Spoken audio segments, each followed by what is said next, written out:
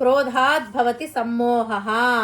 కోపం వచ్చినప్పుడు ఏమి చేయాలి, ఏమి చేయకూడదు, ఏ రకంగా చేయాలి, ఏ రకంగా చేయకూడదు అనే వివేకం నశించిపోతుంది. వివేకం అనేది అస్సలు పని చేయదు. సమ్మోహాత్ స్మృతి విభ్రమ. ఆ కోరిక, ఆ కోపం ఎక్కువైనప్పుడు మనం చదువుకున్నది, మనం విన్నది, మనం ఆలోచించింది ఏది గుర్తు ఉండదు ఆ టైంలో. స్మృతి భ్రంశాత్ బుద్ధి నాశో. కోపం వచ్చినప్పుడు అస్సలు ఆలోచించలేము. బుద్ధికుండే బలము, జ్ఞాపక శక్తి నశిస్తాయి. ఎవ్వరు ఏమి చెప్పినా ఇలా చెయ్యాలి, అలా చెయ్యాలి, ఇది చెయ్యకూడదు అని చెప్పినా చెవికెక్కదు, మనస్సుకు అసలే ఎక్కదు. మనసు అర్థం చేసుకునే యోగ్యత పూర్తిగా నశించిపోతుంది. బుద్ధినాశాత్ ప్రణశ్యతి. బుద్ధినాశాత్ అంటే సర్వనాశనము.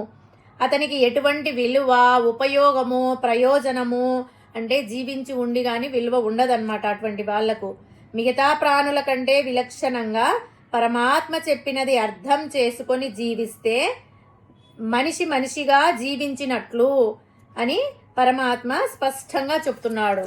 అంటే మనం కానీ ఏం చేయాలంటే విషయాల మీద కొంచెం కొంచెము ఆలోచన తగ్గించుకొని, విషధ్యానము కొంచెం తగ్గించుకొని, వస్తువుల మీద ఉండే కోరికను, తాపత్రయాన్ని తగ్గించుకునే ప్రయత్నం చేయాలి.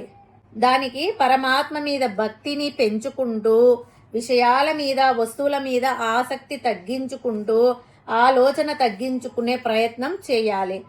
అట్లా చేస్తే ఆ వ్యక్తి తన జీవితాన్ని సార్థం చేసుకున్నట్లే.